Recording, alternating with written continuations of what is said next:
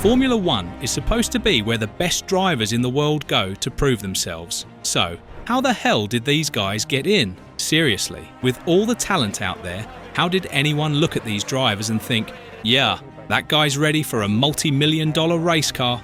Today, we're diving into the dumbest F1 drivers in history. And we're not just talking about drivers who were a little slow or had bad luck. No, these are the ones who spun out on warm-up laps, got lapped 10 times in a single race, or managed to get hit by the medical car twice. This is a tribute to the most baffling, unqualified, and accidentally hilarious drivers to ever line up on an F1 grid. And by the end, you might find yourself asking the same question we are. How did any of them get hired in the first place? Let's start with a man who has become a legend for all the wrong reasons, Taki Inoue. If there were a Hall of Fame for F1 disasters, this guy would have his own wing. He only raced a single season in Formula One back in 1995, and he still managed to be remembered more than most midfield drivers from that era. Not because he did anything impressive, quite the opposite, because Taki Inoue's F1 career is basically one long blooper reel.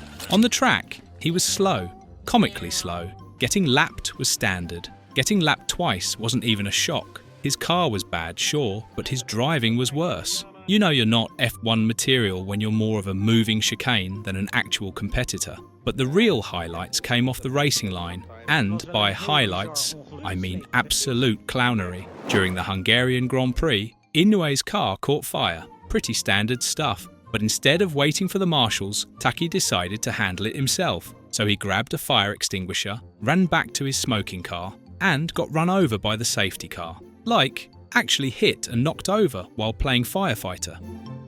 Most drivers worry about getting taken out by rivals. Taki managed to get bodied by race control. You'd think that would be a once-in-a-career moment, but no. He got hit by a medical car later that year too. He was trying to wave it down after a mechanical issue and they just didn't stop. It's like even the official vehicles couldn't take him seriously. He never scored a point, never had a notable finish, and still became one of the most iconic backmarkers in history. Why? Because in a grid full of professionals, Taki was the guy who brought sitcom energy to the world's most elite racing series. He's since leaned into the meme, which we respect. But make no mistake, when it comes to sheer incompetence, Taki Inoue is in a league of his own. Next up is a driver so unqualified for Formula One that the FIA had to step in and say, yeah, this isn't safe. Yuji Ide is one of the few drivers in history to have his super license, the literal permission slip to race in F1, revoked mid-season. That's not a punishment. That's a rescue operation. In 2006, Ide joined the Super Aguri team. It was already a bit of a joke. Underfunded, slow, and clearly scrambling to just get 2 cars on the grid. And then came Ide, a 31-year-old rookie who had never raced in Europe and barely spoke English. Not exactly ticking the boxes on the F1 resume. From the moment he hit the track, it was a mess. He couldn't hold the racing line. He couldn't defend. He couldn't overtake. And when he tried, he caused chaos. During the San Marino Grand Prix, he straight up launched another driver off the track with a move so clumsy, it looked like something from a video game. And not a good one. We're talking PlayStation 2 physics. He lasted 4 races. That's it, 4. The FIA reviewed the footage and decided that letting Yuji Ide continue in Formula One was a health hazard for the rest of the grid. They pulled his license like a bouncer kicking someone out of the club. And not even because they were drunk, just because they had no idea what they were doing. It's rare for Formula One to admit a mistake. It's even rarer for them to admit a mistake this fast. When you get banned from F1 for being too dangerous, not for cheating, not for politics, but for being bad at driving, you've entered a very exclusive club. And Yuji Ide is the president. He went back to racing in Japan after that, where he did fine, but his F1 career will forever be remembered as a bizarre, terrifying 4-race experiment in what happens when a backmarker becomes a full-blown liability. Some drivers are remembered for their pace, some for their consistency, and then there's Pastor Maldonado, who will forever be remembered for his body count of carbon fibre.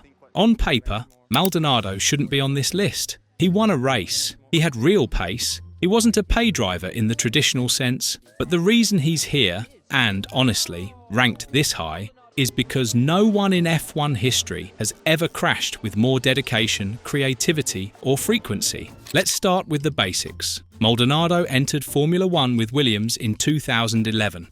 He was fast, deceptively fast, the kind of fast that made teams squint and say, hey wait, maybe he's actually good. And to be fair, he was good for about 90 seconds at a time. Then the Maldonado effect would kick in, and within a few laps, he'd go from P6 to scattered across a gravel trap. In 2012, he won the Spanish Grand Prix, legitimately, beat Fernando Alonso in a Ferrari, drove clean, managed the race. For one Sunday afternoon, he looked like a future world champion. And then, he went full Maldonado.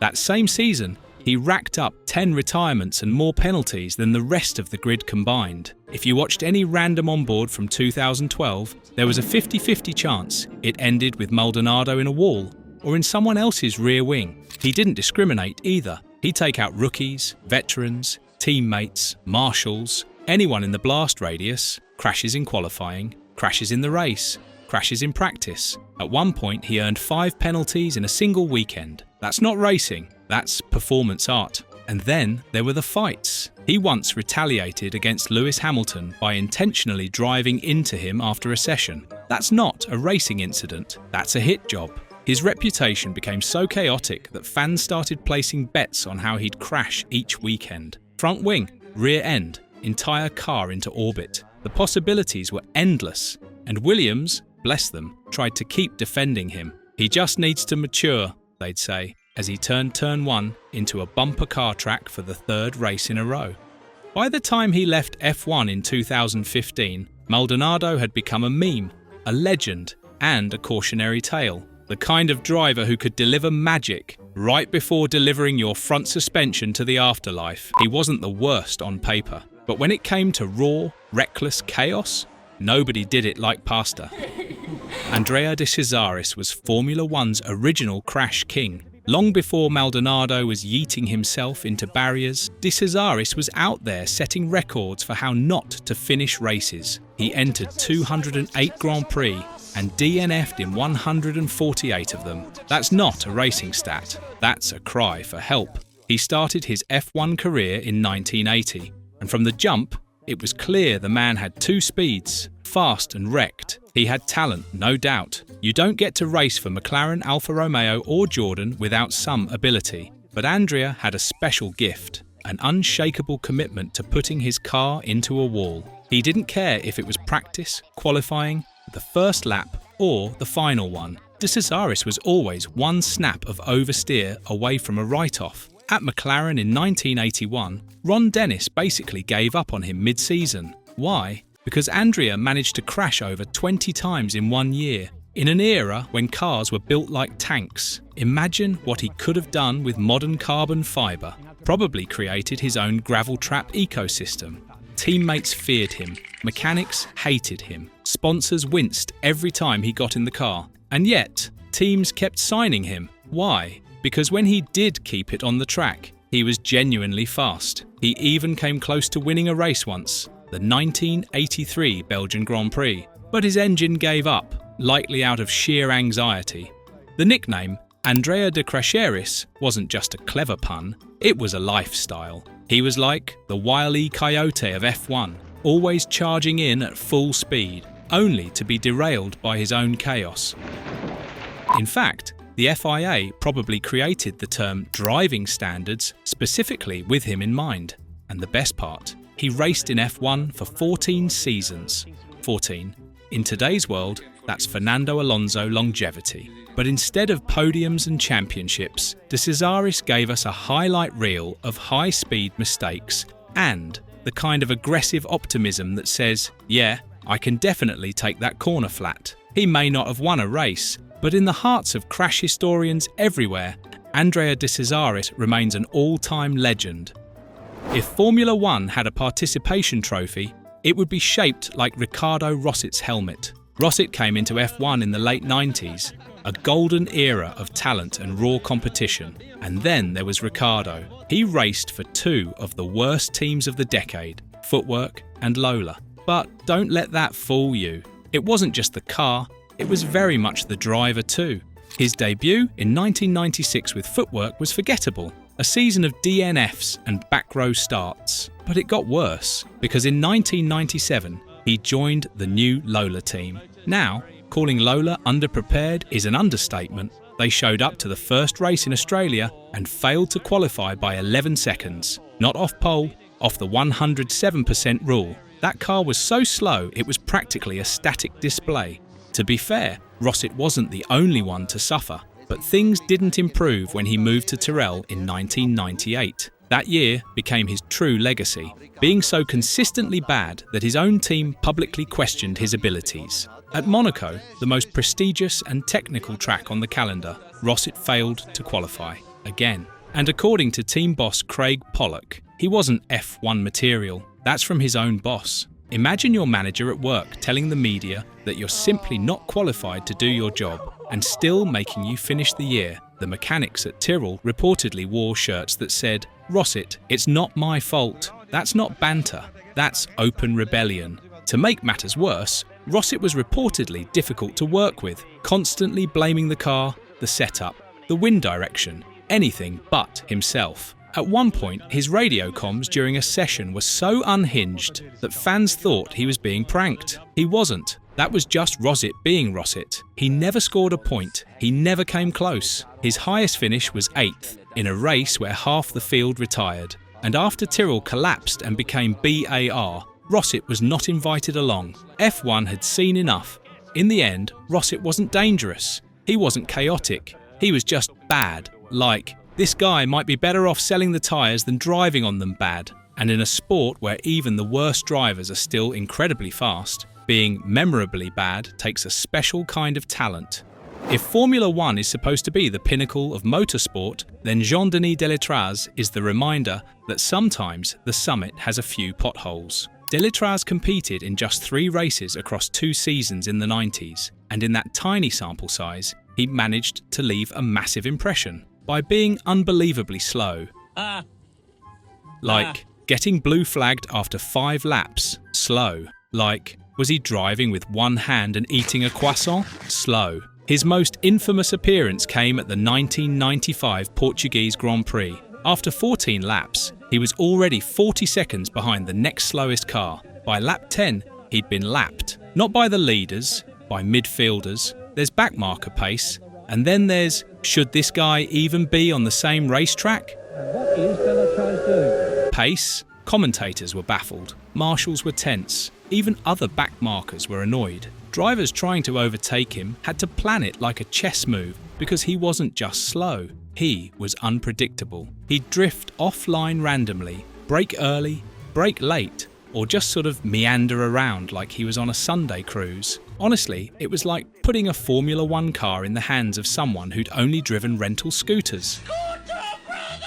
And then there's the infamous moment during the European Grand Prix in 1995, where his lap times were 15 seconds slower than the leaders. Think about that. Over 15 seconds. That's not racing. That's time travel in the wrong direction. Eventually, his own team, Pacific Grand Prix, told him to retire mid-race, not because of mechanical issues, but because his driving was too dangerous to the others. That's how bad it got. Sorry mate, you're a hazard to society, box this lap.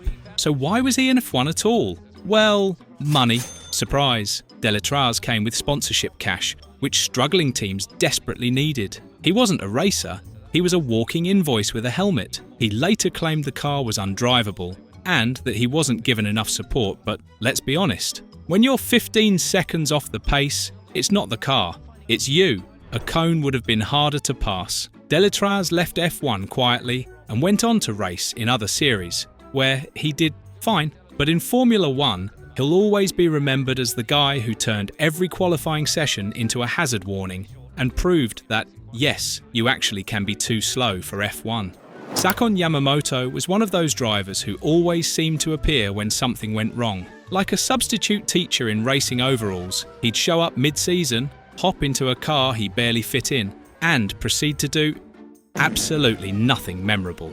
His debut came with Super Aguri in 2006, a team that already had all the structural integrity of a wet napkin. The car was bad, no doubt, But Yamamoto's contribution was to somehow make it look worse. Across his early starts, Sakon consistently qualified dead last, often multiple seconds off the next slowest car, and finished races either many laps down or not at all. And it wasn't just that he was slow, he looked slow. Watching his onboard was like switching from F1 to a Sunday afternoon go-kart stream. The poor thing looked like it was stuck in eco mode. In 2007, he got a shot with Spiker. Yes, that was a real team, and managed to make their already horrific car even less competitive. He got in, he drove around the back, he got out. Repeat. But what made Yamamoto so meme-worthy wasn't just the lack of speed, it was the confusing persistence of his career. Teams kept giving him chances. Why?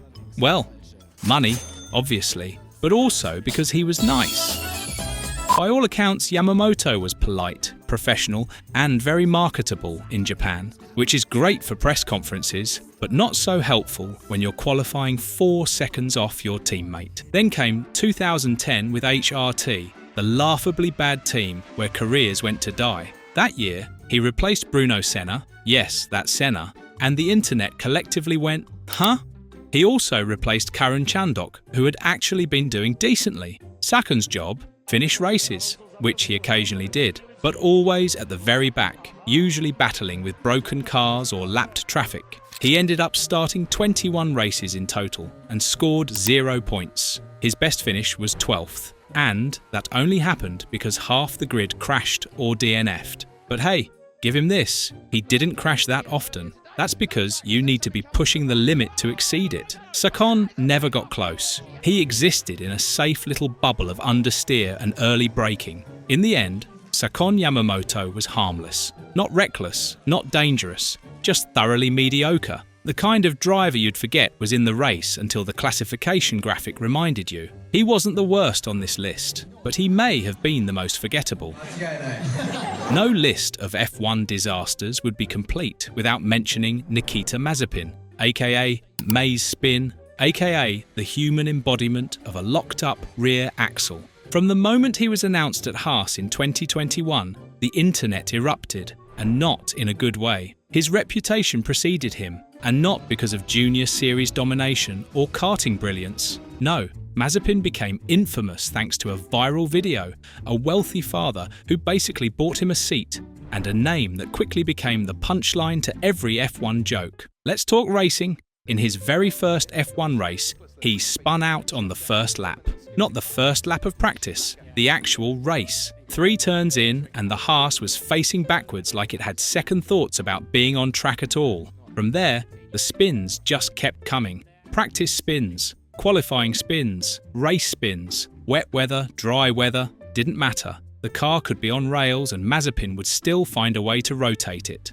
Fans started calling it the Mazepin Special. Even F1's official YouTube channel leaned into it with spinning montages. You know you've made it when you get your own meme reel from the league itself. And it wasn't just the spins, it was the pace, or lack thereof. Mazepin was routinely half a second to a full second slower than his teammate, Mick Schumacher. That might not sound like much, but in F1 terms, that's the difference between P6 and getting lapped. Twice.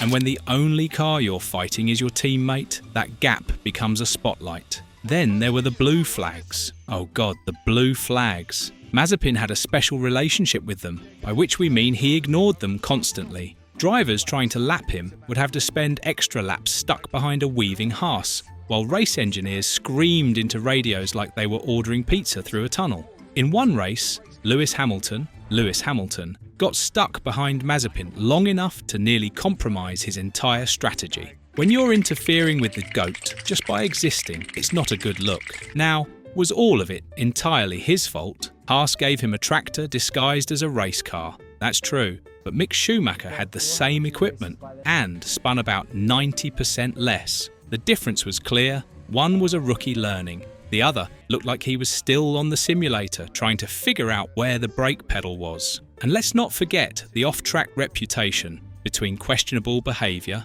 PR nightmares, and the persistent rumour that he was impossible to manage behind the scenes. Mazepin was the perfect storm of controversy, underperformance, and entitlement.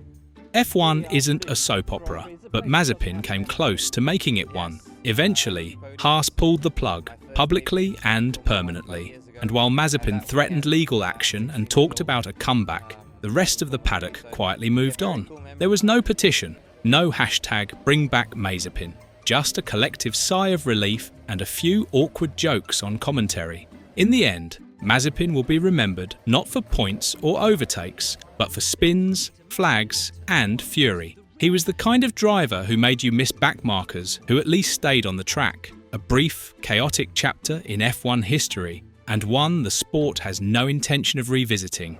So there you have it, 8 drivers who somehow made it to the top level of motorsport and then proceeded to treat it like open mic night at the comedy club. Spins, crashes, blue flag disasters, and pace so slow it could have been measured with a sundial. These guys may not have filled their trophy cabinets, but they gave us something arguably more valuable: endless entertainment, memes, and cautionary tales about what happens when money talks louder than talent. Now obviously, every single person who's made it to F1 is faster than 99.9% of drivers on the planet. But even among the elite, there's a bottom shelf. And these guys, they weren't just on the bottom shelf, they built it.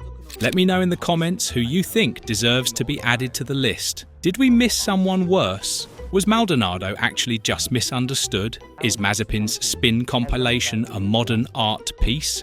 I want to hear your takes. And if you enjoyed watching grown men turn billion-dollar machines into lawnmowers, make sure to like, subscribe, and hit the bell. Because this channel is all about finding the wildest stories in F1 history and dragging them back into the spotlight where they belong. For the first time in his career,